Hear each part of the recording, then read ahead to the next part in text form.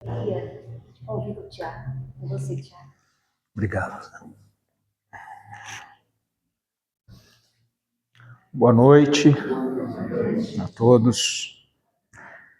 Sempre uma satisfação, uma alegria estar aqui.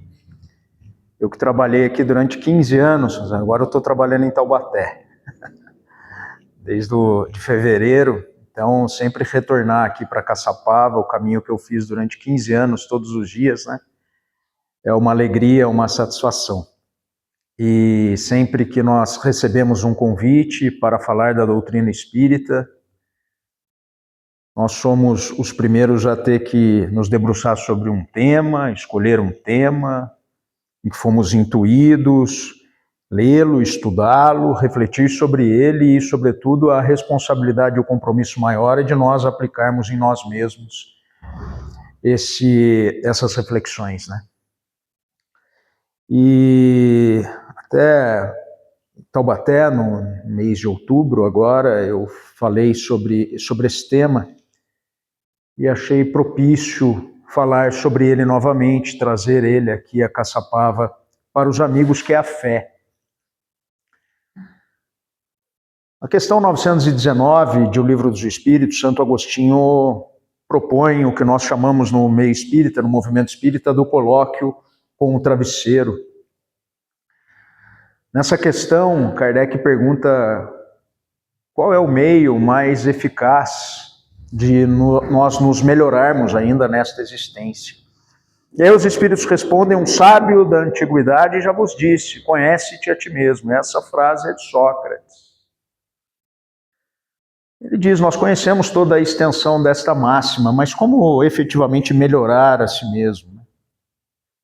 E Santo Agostinho, então, propõe didaticamente, pedagogicamente, um colóquio com o travesseiro, ou seja, uma conversa com o travesseiro. Toda noite, antes de dormir, faça o balanço do dia. O que você fez de bom, se você prejudicou alguém. E neste colóquio que fiz com o meu travesseiro, refleti sobre como anda a minha fé. Como está a minha fé? Ela está robusta, forte o suficiente, essa semente da fé que é plantada em cada um de nós, porque somos filhos de Deus, ela germinou, essa semente? Ela se transformou numa árvore? Ela está dando frutos? Então essa é a reflexão que é a proposta, que eu me propus e que eu trago para que nós reflitamos também como está a nossa fé. Já bem no início, na contracapa ali do livro Evangelho segundo o Espiritismo, está lá: fé inabalável é aquela que pode encarar a razão face a face em todas as épocas da humanidade. Será que eu tenho essa fé inabalável? Como está essa minha fé? E eu vou além. A fé inabalável é aquela que pode enfrentar todos os desafios da minha existência, todas as dificuldades da minha existência face a face. Como eu tenho encarado os desafios que a vida me impõe, os obstáculos, as surpresas que a vida me coloca no caminho. Quando alguém do meu círculo pessoal, alguém da minha família, um amigo querido, um parente próximo, se vai carregado pelas mãos da morte, como está a minha fé? Quando há o diagnóstico de uma doença grave em alguém da minha família ou em mim mesmo, como eu me comporto diante disso? Eu tenho serenidade? Eu tenho equilíbrio? Ou eu reclamo, me enervo, me revolto? Porque é esta fé inabalável que nós queremos construir em nós, que nós somos convidados pelo Espiritismo a construir em nós. Essa fé que possa fazer com que a gente encare os maiores desafios que a vida nos coloca com a fronte altiva, certos de que aquele momento é uma tempestade passageira,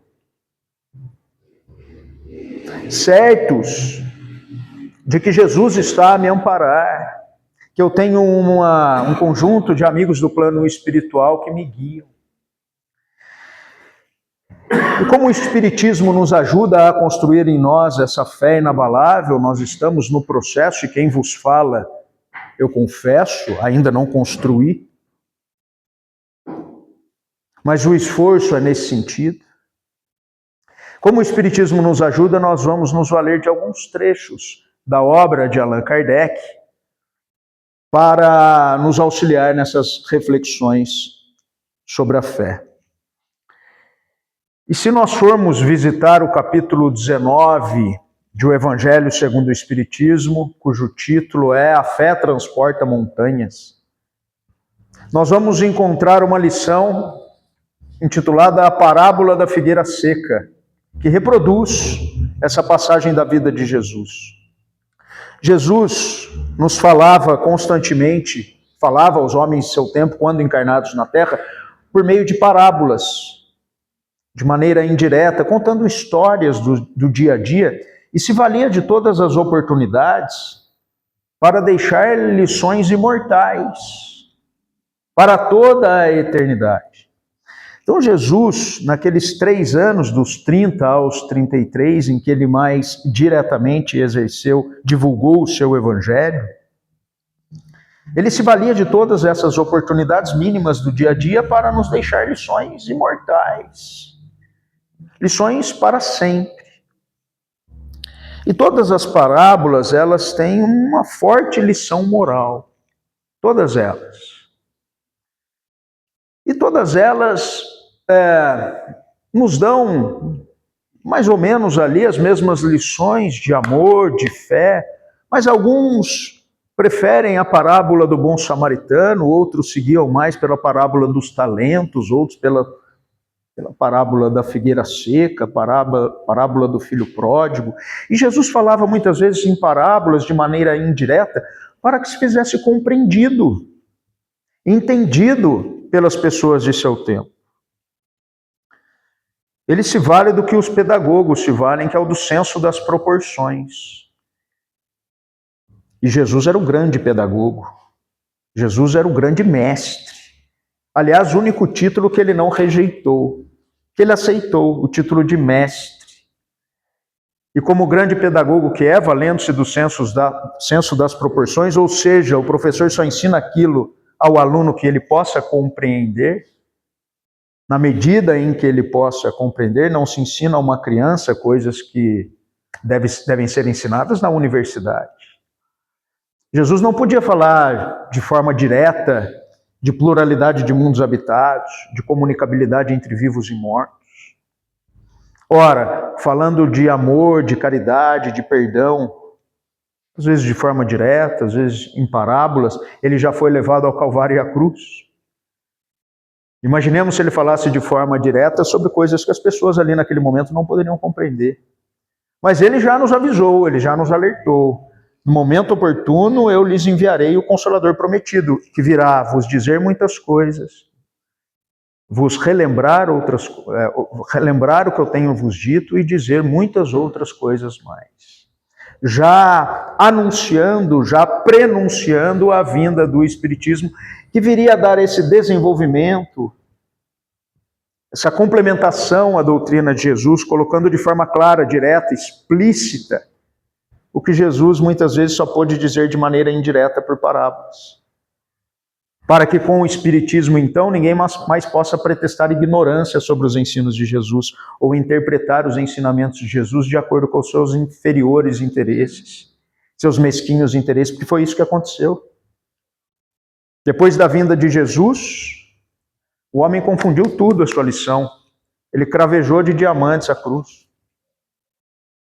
Ele colocou ouro no altar, quando Jesus valia da simplicidade da casa dos apóstolos, especialmente de Simão Pedro, para falar do seu evangelho. Quando Jesus se valia de uma barca ali no lago de Cafarnaum para ministrar os seus ensinamentos. O homem passou a subjugar, a guerrear, a matar, a escravizar, dizendo agir em nome do Cristo nas chamadas guerras santas. Então o homem confundiu completamente a lição de Jesus. E era necessário que viesse o Espiritismo retomar a essência dos ensinamentos do Cristo, com a mesma proposta de Jesus. E Jesus não veio trazer uma nova religião. O objetivo de Jesus é que nós nos harmonizemos ao seu evangelho, aos seus ensinamentos, é isso. É a nossa evangelização. Evangelização é pautar as nossas vidas de acordo, em harmonia com os ensinamentos de Jesus, é isso. E o Espiritismo também não veio trazer ministro de fé, dogma religioso, atos de ritualística. Ele veio renovar a proposta de Jesus, o objetivo de Jesus, que é adequar as nossas existências aos seus ensinamentos. É isso. Portanto, Jesus trouxe essa lição da parábola da figueira seca. Quando saíram de Betânia, ele teve fome. Ele, em referência a Jesus. E vendo de longe uma figueira, foi ver se poderia nela encontrar alguma coisa. E tendo-se aproximado, não encontrou senão folhas, porque não era tempo de figos. Então Jesus disse à figueira: que ninguém coma de ti nenhum fruto, o que seus discípulos ouviram. No dia seguinte, passando pela figueira, viram que ela havia se tornado seca até a raiz. E Pedro, lembrando-se das palavras de Jesus, lhe disse: Mestre, vede como a figueira que amaldiçoastes tornou-se seca. Jesus, tomando a palavra, lhe disse: Tende fé em Deus. Eu vou lhe digo em verdade que todo aquele que disser a essa montanha: tira-te daí e lança-te ao mar, e isso sem hesitar no coração, mas crendo firmemente que tudo o que houver dito acontecerá, ele o verá com efeito acontecer. São Marcos, capítulo 11, versículos 12, 13 e 14, de 20 a 23. As parábolas de Jesus não podem ser interpretadas literalmente, sob pena de nós não alcançarmos toda a profundidade do seu ensinamento, do seu sentido. É preciso contextualizar a parábola. Não é possível imaginar que Jesus agiu como nós agiríamos, com fome e não encontrando fruto, amaldiçoar a figueira. Porque nós sabemos que quando nós estamos com fome, nós ficamos nervosos. E aí nós lançamos maldições, né? Mas não. Essa passagem de Jesus aproximava-se a Páscoa em Jerusalém. E a Páscoa celebrava ali no povo hebreu a fuga do povo hebreu da escravidão do Egito em busca da terra prometida. E era cultural que todos os homens, notadamente os homens que pudessem, deveriam se deslocar até Jerusalém para a comemoração das festividades da Páscoa. E Jesus propõe aos discípulos, então, aos seus apóstolos, que rumem a Jerusalém para a festividade da Páscoa.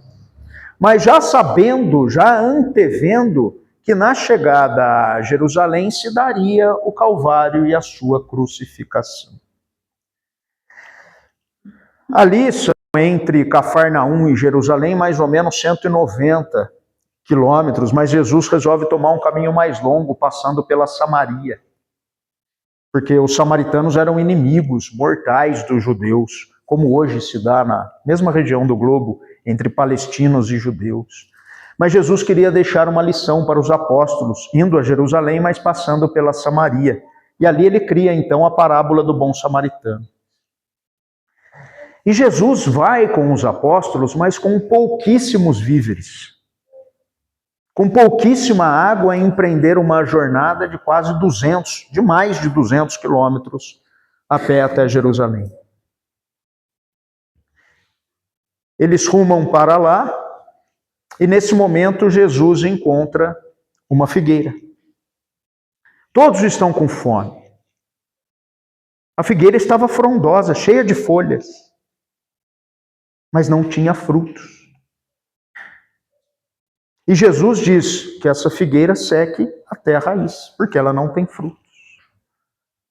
Mas era normal que ela não tivesse frutos, porque nos diz a lição que não era tempo de figos, não é? Os figos dão no final de maio, era abril. Mas aquela árvore estava frondosa.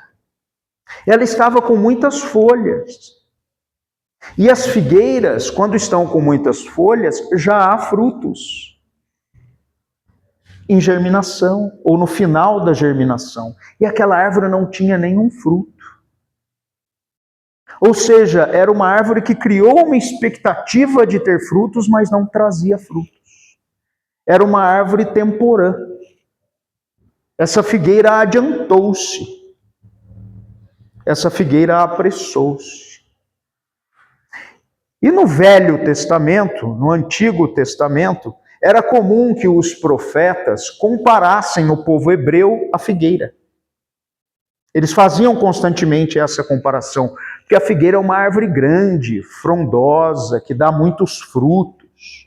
E é assim que eles viam o povo hebreu, como o povo escolhido, o povo grande, o povo tendente a dar frutos para a humanidade.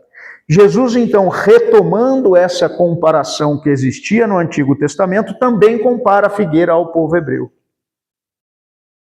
Ou seja, era um povo que recebeu muito de Deus. Jesus já vinha investindo no povo hebreu há 1500 anos. Para o povo hebreu foi mandado Moisés, foram mandados os profetas. Cristo dizia ao povo hebreu: estou indo, eu estou chegando. Mas mesmo assim, o que esperava Jesus na chegada a Jerusalém era o seu Calvário e a cruz. Todo aquele saber que o povo hebreu tinha, saber filosófico e religioso, estava sendo usado no verniz da palavra, na suntuosidade dos templos, para alimentar o orgulho, a vaidade, o poder do povo hebreu, mas ele não estava dando frutos. Toda aquela sabedoria, esse investimento em Jesus que adubou a figueira, que adubou o povo hebreu, não estava revertendo em frutos. Era um povo que tinha muitas folhas, frondoso, mas quando se vai observar, quando se vai verificar, ele não dava frutos. Não tinha nenhum fruto. Portanto, esta comparação que Jesus faz, e ele faz não uma maldição, mas uma constatação. Essa árvore que não dá frutos, que não é útil, ela vai secar. Como são as coisas no mundo, na humanidade? Os grandes impérios, as grandes civilizações, que foram construídas em cima da vaidade, do orgulho, do poder, secaram. Onde estão as grandes civilizações da história? Os grandes reis, os grandes poderosos que se preocuparam com a vaidade e o orgulho e não deram frutos. Onde estão as suas doutrinas? Onde estão os seus ensinamentos? Para que algo permaneça, não seque, seja perene, permanente, é preciso que dê frutos. E por isso nós estamos falando do Evangelho de Jesus até hoje. Porque o Evangelho de Jesus é permanente, perene, porque dá frutos a toda a humanidade. E nada, nenhuma doutrina, nenhuma teoria foi tão atacada e perseguida quanto o cristianismo. Desde o seu nascedouro, o cristianismo foi atacado, combatido, contou com adversários, e ele permanece em pé, e ele viceja, e ele permanece dando cada vez mais frutos. Esta árvore está cada vez mais repleta. A fome de Jesus é fome de resultado espiritual. Essa é a fome de Jesus. Jesus esperava que aquele povo adubado, que recebeu as grandes verdades espirituais, contando inclusive com Moisés, que trouxe uma das grandes revelações divinas, a ideia de um Deus único, do monoteísmo, esperava que já pudesse dar frutos e não fosse construída uma sociedade construída sobre o orgulho, sobre a vaidade, sobre o exclusivismo, sobre o isolamento, sobre o preconceito. Portanto, é preciso que aquele povo tenha obras. Jesus esperava que aquele povo tivesse frutos. Pelas tuas obras reconhecerei a tua fé. As tuas obras são os frutos. Essa expressão é de Tiago, o apóstolo. Pelas tuas obras reconhecerei a tua fé. As tuas obras são os frutos. Não adianta dizer que ter fé, dizer que sabe, dizer que acredita em um Deus único, mas não ter frutos, não ter obras. Francisco de Assis dizia aos missionários franciscanos: vão, ide, preguem o evangelho de Jesus a todos os cantos do mundo. E se, somente se estritamente necessário, façam uso da palavra.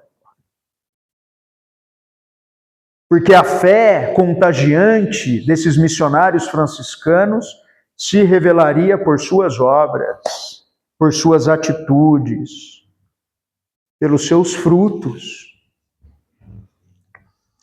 E Jesus vem investindo em nós. Se investiu no povo hebreu, ele veio para dar a sua lição, trazer o seu evangelho, e depois nos enviou o Espiritismo, para que possamos dar frutos. Ele espera de nós, ele está investindo na humanidade, ele gere a humanidade. Ele espera que possamos dar frutos. No capítulo anterior a este, que contém a parábola da figueira seca, que é a fé transporta montanhas, nós vamos ter o capítulo 18. Muitos os chamados e poucos os escolhidos. Dentro dessa reflexão, dessa concepção, que Jesus vem investindo em nós. No livro Nosso Lar, de André Luiz, psicografado por Chico, nós vamos ver o capítulo 5, Recebendo Assistência. Nós vamos encontrar André Luiz no hospital, depois do resgate das regiões umbralinas, sendo cuidado, velado pelo enfermeiro Lísias Prestimoso. Eles estavam ali estudando o Evangelho, justamente essa passagem, muitos os chamados e poucos os escolhidos. E Lísias diz algo muito interessante a André Luiz, ele diz: na atual concepção do que já entendemos do Evangelho do Cristo, vamos fazer aqui uma adaptação nessa frase de Jesus. Muitos os chamados e poucos que aceitam o chamado. Muitos os chamados e poucos os que aceitam o chamado. Porque Jesus não escolhe ninguém. Jesus já escolheu, ele já fez a sua escolha, a sua opção por todos nós. Por toda a humanidade. Não há escolhidos e não há preteridos. Jesus não prefere Chico Xavier a nós. Apesar dos nossos equívocos, enganos, erros, quedas. Não. Ele não prefere a nós do que a um criminoso. Não. Sabem por quê? Jesus não nos olha pelo que somos, mas pelo que seremos, pelo potencial divino que há em nós. Esses espíritos elevados, eles investem em nós porque enxergam um potencial divino em todos nós. Nenhuma ovelha se perderá do meu redil. Não foi isso que Jesus nos disse? Portanto, ele não escolheu algumas ovelhas em detrimento de outras ovelhas. Muitos os chamados, porque Jesus já vem nos chamando. Há 2000 anos vem ecoando o seu chamado entre nós. E poucos os que aceitam o chamado de Jesus, porque nesse tempo de seguidores, de rede social, Jesus tem muitos adoradores, mas pouquíssimos seguidores. Jesus tem muitos adoradores, mas pouquíssimos seguidores. Aqueles que se dispõem de fato a seguir os passos de Jesus. Mahatma Gandhi, certa vez, disse que não se tornava cristão não pelo Cristo, por quem nutria grande admiração, mas pelos cristãos que diziam amar o Cristo, mas não seguiam os seus passos. Isso a reforçar os muitos os chamados e poucos os que aceitam o chamado. Porque Jesus já nos convidou, já nos enviou o convite da sua, onde vai ser a festa. Já nos enviou o convite do reino de Deus, nos dizendo como nós temos que agir para sermos felizes, para progredirmos, para sermos melhores. Jesus não só nos convidou, como mostrou o caminho. Porque o Evangelho do Cristo não é mera teoria. O Evangelho de Jesus não é uma biografia de Jesus. O Evangelho é Jesus. É diferente. O Evangelho é Jesus em ação. Os ensinos de Jesus vão nos levar à felicidade. A felicidade que se traduz em paz de consciência, em tranquilidade de consciência, nessa fé inabalável, mesmo diante das maiores dificuldades. Seguir o Evangelho de Jesus vai nos tornar homens e mulheres de fé inabalável, que podem encarar as maiores dificuldades da vida com altivez, com equilíbrio, com serenidade, com calma. E se Jesus já nos fez o chamado, nos fez o convite, o Espiritismo vem reforçar este convite. Lembram-se que Jesus nos fala por parábolas muitas vezes, de maneira indireta por muitas vezes, mas diz que enviará o Consolador prometido, que virá relembrar o que vos disse e dizer outras coisas mais. Portanto, o Espiritismo vem reforçar o convite. E agora, de modo que nós não mais possamos pretextar ignorância ou fazer confusão sobre os ensinos de Jesus, vem retomar a essência do Evangelho de Jesus, como foi dito. Jesus também não trouxe ministro de fé, como eu disse, dogma, ou seja, afirmação inquestionável, atos de ritualística, e o Espiritismo também não. E certa vez, só um adendo, me disseram, e a água fluidificada? E o passe não são atos de ritualística do Espiritismo? Não. Kardec, antes de ser Kardec, era o professor Rivaio, que era estudioso do magnetismo de Mesmer. E estudando o magnetismo, ele incorpora essas técnicas do magnetismo, do passe, da fluidificação da água, que são transfusões energéticas, transferências energéticas, ele incorpora essas técnicas terapêuticas ao Espiritismo. Portanto, passe, água fluidificada não são atos de ritualística.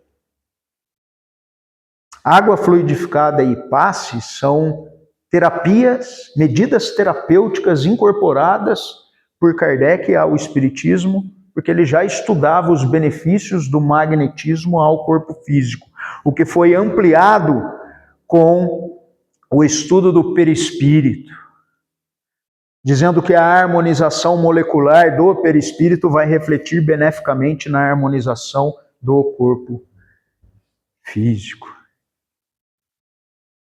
E o Espiritismo vem fazer esse convite para todo sempre. Porque essa comunicabilidade entre vivos e mortos durará para todo sempre. Não é possível encarcerar os espíritos, levar os espíritos ao Calvário e à cruz. Não é possível acabar com os médiuns que nascem e pululam ao redor do mundo inteiro para nos transmitir as lições do plano espiritual. Portanto, agora não dá mais para não aceitar o convite. Aponte o seu QR Code para o Espiritismo e ele te levará ao local da festa, com data, com hora, com tudo certinho, com Waze, com Google Maps. Ele traz tudo. As lições, os livros complementares à codificação, os livros de Emmanuel, os livros de André Luiz, nos trazem todas as consequências do bem viver e as consequências do mal viver. São espíritos. A doutrina espírita, a força dela está no fato de que ela não é mera teoria, ela é muito mais do que isso. A doutrina espírita é vida compartilhada. Porque o que tem naqueles livros são experiências de espíritos que alcançaram um grau de purificação, que compartilham conosco essas experiências vividas. São como um sábio amigo mais velho que já viveu muito mais e alcançou graus superiores de elevação, nos dizendo como devemos proceder com sabedoria. Nos mostrando, se você agir desse modo, a consequência negativa e nefasta será essa. Se você agir desse modo, o convite está feito. O convite está reforçado. O convite está desenhado. No QR Code tem todas as informações ali. Basta o nosso bem-querer. Basta a nossa boa vontade, a nossa fé em seguir para produzir frutos, para nos melhorarmos, para criarmos em nós essa fé inabalável, insuscetível de ser abalada pelas dificuldades, pelas vicissitudes da vida. Ainda neste capítulo 18, nós vamos ver uma lição que diz o seguinte: muito se pedirá àquele que muito recebeu. Muito se pedirá àquele que muito recebeu. E nós temos recebido muito. Nós temos recebido muito de Jesus, que eu vou repetir, investe em nós, há muitos e muitos séculos. Nós recebemos muito do Espiritismo. E como estamos? O que nós estamos fazendo com essas informações? Nós estamos aceitando o convite? Muitos os chamados e poucos que aceitam o convite. Nós estamos sendo adoradores ou estamos sendo seguidores dos passos de Jesus na nossa existência? Em determinado momento da lição, muito se pedirá àquele que muito recebeu, está escrito, aos espíritas será pedido muito. Porque receberam muito. Mas também, àqueles que tiverem aproveitado, será dado muito. O Espiritismo vem multiplicar o número dos chamados. Pela fé que ele proporciona, multiplicará também o número dos escolhidos. Aqueles que tiverem aproveitado, aqueles que estiverem aceitado o convite, vão participar de uma festa extraordinária. Extraordinária. Mas é preciso que nós aceitemos o convite. O padre Fábio de Mello, que todos nós sabemos que é de uma outra corrente religiosa, mas ele tem uma frase, é um homem que eu considero sábio, tem estudioso do cristianismo, tem uma frase que diz assim: adotar uma religião é estar na antessala da espiritualidade. Adotar uma religião é estar na antessala da espiritualidade. Quando você vai ao médico, tem a sala do médico e a antessala onde você espera. Mas para você ser curado ou ser diagnosticado, você precisa entrar na sala do médico. Não adianta ficar na antessala. O que eu quero dizer com isso? O Espiritismo não é o objetivo em si mesmo. O Espiritismo é meio, é escola, é ferramenta, é instrumento, é veículo para a construção em nós de espiritualidade. Para a construção dessa fé inabalável, porque espiritualidade é isso. Espiritualidade é ver alguém que amamos carregado pelas mãos da morte e ter absoluta certeza que haverá um novo ponto de encontro. Espiritualidade, uma vez construída, ela não se perde mais. Espiritualidade é ver alguém que amamos, ou nós mesmos, diagnosticados com uma enfermidade grave, e mantermos a serenidade, o equilíbrio, a calma, a razão. Isso é construção de espiritualidade. Mas só adotar o Espiritismo como religião não nos garante espiritualidade. O Espiritismo é importantíssimo para nós, mas muito mais importante é a espiritualidade.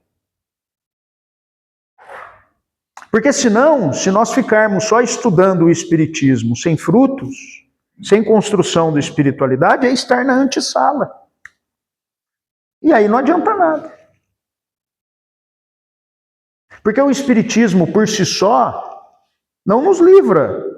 E nós vemos nos livros espíritas, tem espírita no umbral. Não tem. Só o Espiritismo não nos livra da loucura, da depressão, do suicídio. Não, é preciso. Isso é veículo, isso é meio, isso é instrumento, é ferramenta para a construção em nós dessa fortaleza, dessa fé, dessa esperança que efetivamente vai nos transformar, que efetivamente vai nos modificar. Porque senão é a mesma coisa de que eu estar na UTI e me achar um privilegiado. Ah, eu sou espírita, eu sou um privilegiado. Não, é que você está precisando mais. Você está na UTI porque você está precisando mais que todo mundo. Estou cheio de médico, enfermeira, equipamento. Eu olho para alguém da enfermaria e falo, eu estou aqui, olha quanta coisa eu tenho. Eu sou privilegiado. Você não tem, mas é porque você está mais doente. Aquilo tudo é necessário para a sua melhora, para a sua transformação. Então nós tivemos 50 encarnações, nós já fomos ateus, budistas, judeus, católicos. É a primeira encarnação, ou no máximo a segunda, que nós somos espíritas. Porque o espiritismo tem 160 anos, 160 e poucos anos. Se nós já tivemos tudo isso de religião várias vezes, por que nós estamos aqui de novo? Por que a religião não nos redimiu? Por que a religião não nos transformou? Agora é preciso os melhores equipamentos. São precisos os melhores médicos, os melhores enfermeiros que estão no Espiritismo, para que nós possamos, desta vez,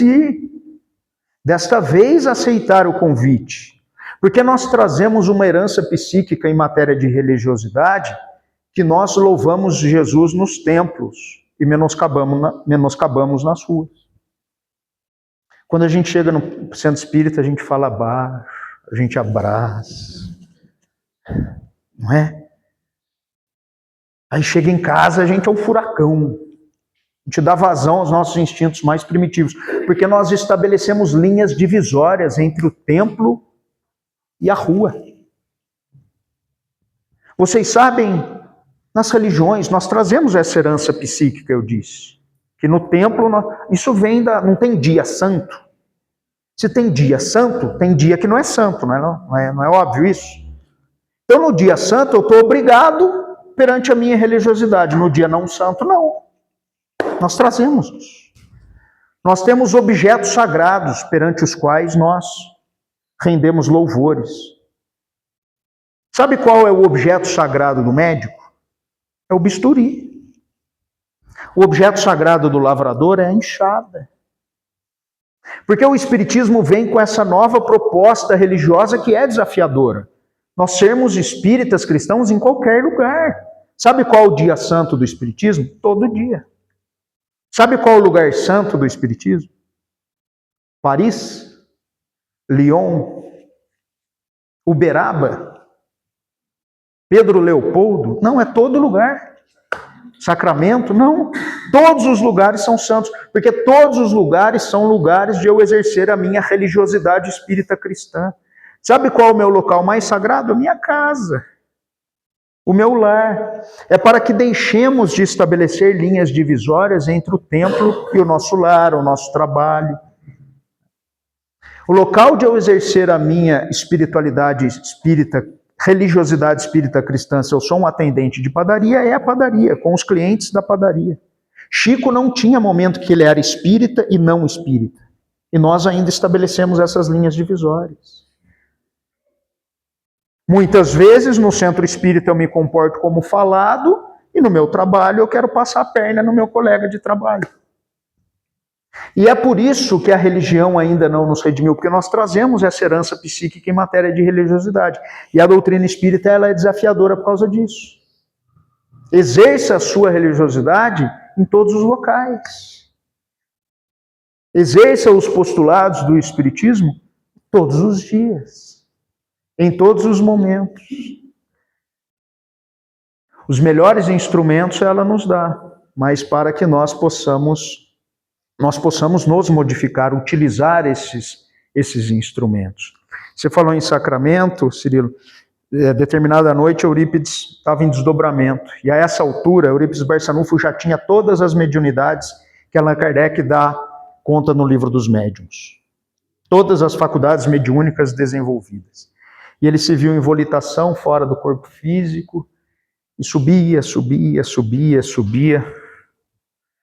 como que carregado por braços intangíveis, num torvelinho de amor, até que ele se vê numa paisagem formosíssima, em altas paragens do plano espiritual, respirando uma atmosfera leve. Apreciando aquele lugar, ele vê que ao longe um homem medita, envolvido em doce luz. Ele caminha em direção a esse homem, até que seus passos estacam. Ele estava como que chumbado ao solo, porque ele se percebe na presença de Jesus.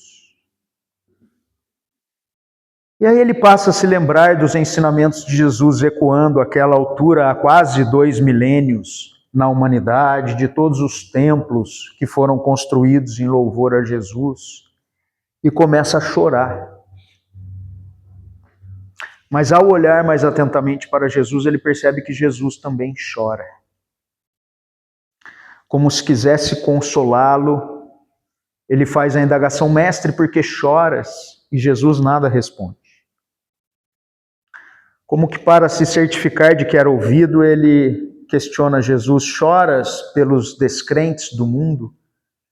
Ao que Jesus responde a ele com um olhar lúcido, profundo, doce: não choro pelos descrentes do mundo a quem devemos amor. Choro pelos que já conhecem o meu evangelho, mas não o praticam. Neste momento, Eurípides Barçanufo cai em espessa sombra e retoma o corpo de carne. Naquela noite, não é preciso dizer que ele não dorme mais. E sem contar a ninguém aquela inolvidável experiência que estava gravada na sua consciência, ele passa mais diretamente a ajudar os mais necessitados todos os dias até o momento do seu desencarne. Com isso, nós vemos que Jesus não estava ali a chorar porque ele não havia enviado o convite. Eu não enviei o convite, mas ele estava a chorar por aqueles a quem enviou o convite, mas não aceitaram o convite. Eu não choro pelos descrentes, eles não conhecem o meu evangelho. Eu choro por aqueles que já conhecem o evangelho, mas não o praticam. Ou seja, a quem eu já enviei o convite, mas não aceitou o convite. Por eles eu choro. Amigos e amigas, a fé é o maior patrimônio que nós podemos ter. A fé é mãe da esperança, é mãe da caridade, não é? Que está no evangelho. Nenhum patrimônio, nada, é maior do que a fé. A fé, sem a fé, é impossível a nossa felicidade, impossível o nosso equilíbrio, é impossível. Está na questão 922 do Livro dos Espíritos. Kardec faz a seguinte ponderação. Sabemos que a felicidade terrestre é relativa à posição de cada um. O que basta a felicidade de um faz a infelicidade do outro. Mas há uma medida comum de felicidade a todos os homens? Kardec pergunta. Há uma medida comum de felicidade a todos os homens? E os espíritos respondem: para a vida material é a posse do necessário. Para a vida moral é a boa consciência e a fé no futuro. Olha, então a felicidade depende da fé. Para a vida material é a posse do necessário. Aqui ninguém está fazendo um louvor à miséria. Porque nem o Espiritismo nunca faz uma homenagem, um louvor à miséria, não. Pelo contrário, a lei do progresso é uma lei divina. É natural que nós busquemos o nosso bem-estar, porque senão a gente estaria morando em toca até hoje, na caverna até hoje. A busca do bem-estar faz com que o homem desenvolva o seu intelecto, desenvolva a civilização. O que não se pode ter é dar às coisas da matéria a importância absoluta que elas não têm, passando por cima dos valores do espírito. Os valores do espírito têm importância absoluta. As coisas da matéria devem ser dadas a importância relativa que elas têm. Ou seja, vamos simplificar isso, nós não precisamos e não podemos, sob pena de não sermos felizes, repito, aqui os Espíritos estão dizendo como ser felizes, não é? Nós não podemos criar necessidades desnecessárias para sermos felizes. Ah, eu preciso do carro novo para ser feliz. Aí vem um tijolo desse tamanho, o carnê, você já não é tão feliz. O carro risca, batem no carro, você percebe que não é feliz. E você fica correndo atrás de uma felicidade. Eu preciso do apartamento para ser feliz. Aí dá infiltração, vazamento, um monte de coisa. Então, colocar nas coisas da matéria todos os nossos objetivos, perspectivas de felicidade, vai nos frustrar, porque a felicidade ela não existe como algo palpável. Assim. A felicidade é uma construção. Uma construção. Nós não estamos aqui refletindo para construir essa fé em nós, essa fortaleza, essa esperança. Porque se ela existisse pronta e acabada, o rico ia lá e comprava a felicidade. E a gente sabe que não é assim. O poderoso ia lá e se apoderava da felicidade. E nós sabemos que não é assim. Isso é uma construção. Então, criar necessidades desnecessárias para a nossa felicidade é um empecilho à nossa felicidade. E para a vida moral é a boa consciência, ou seja, cumprir os nossos deveres.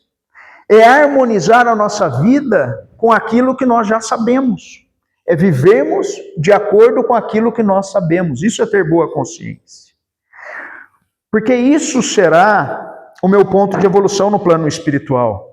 Porque quando eu for levado ao encontro da minha consciência mais profunda pela morte, ninguém vai ficar me questionando. Aqueles que intercederam pela minha encarnação não ficarão me questionando sobre quantas palestras eu fiz, sobre quantos litros de água fluidificada eu bebi, quantos passos eu tomei, quantas palestras assisti, quantas pessoas eu ajudei. Não, eles ficarão em silêncio e observarão o meu campo mental.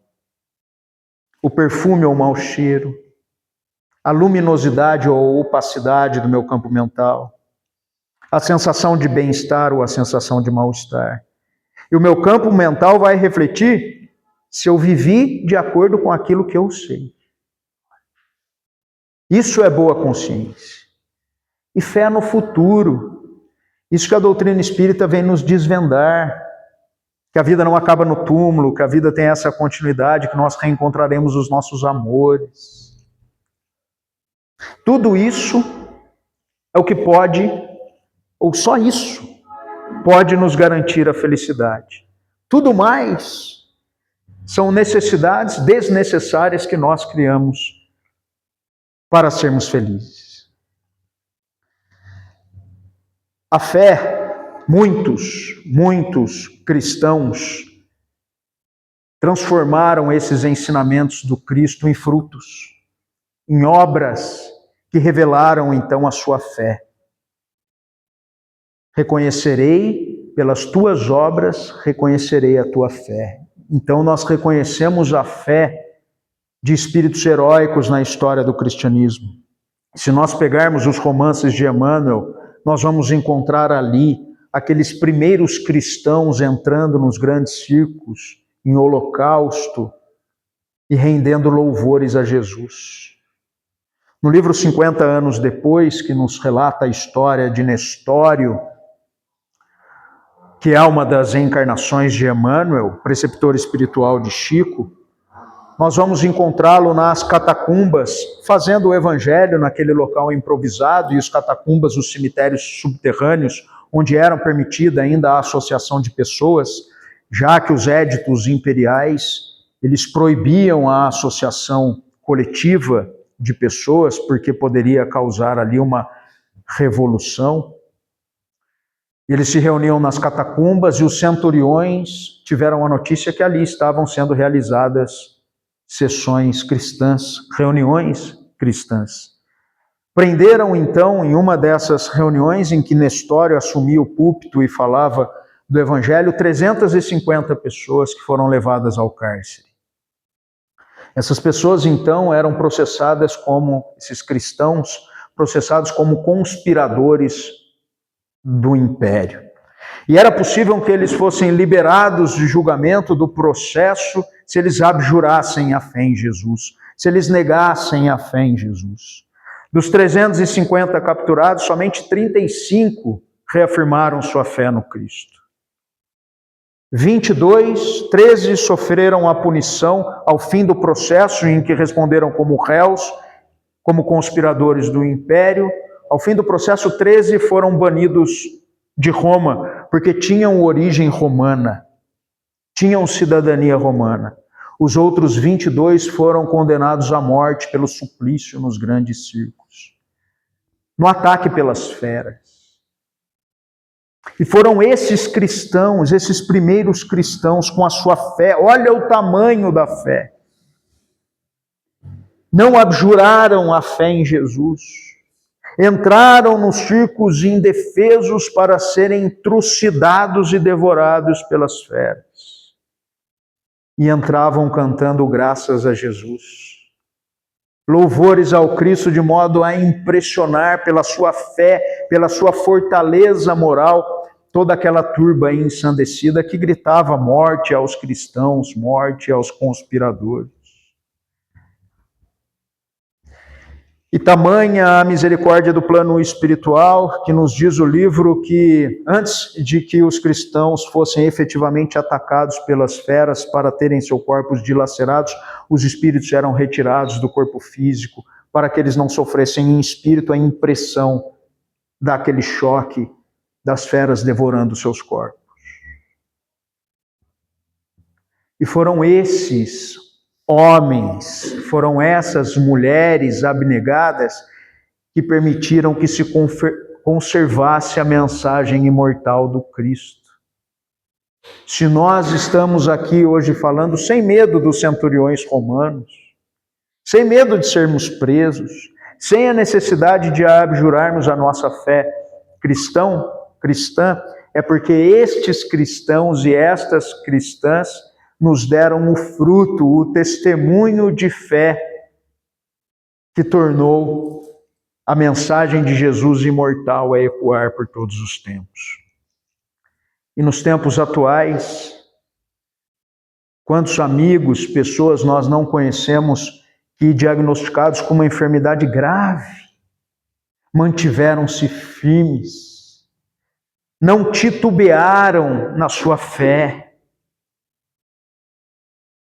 que permaneceram crentes em Jesus, que permaneceram frequentando, quando o tratamento lhes permitisse, as sessões espíritas, as palestras, os estudos. Quando nós vemos, até falei em Taubaté, o Guilherme Guizar, que todos aqui devem conhecer, do caso de Taubaté, dos filhos e da sogra que morreram asfixiados, ele dando palestra, 2 aqui. Isso é fé.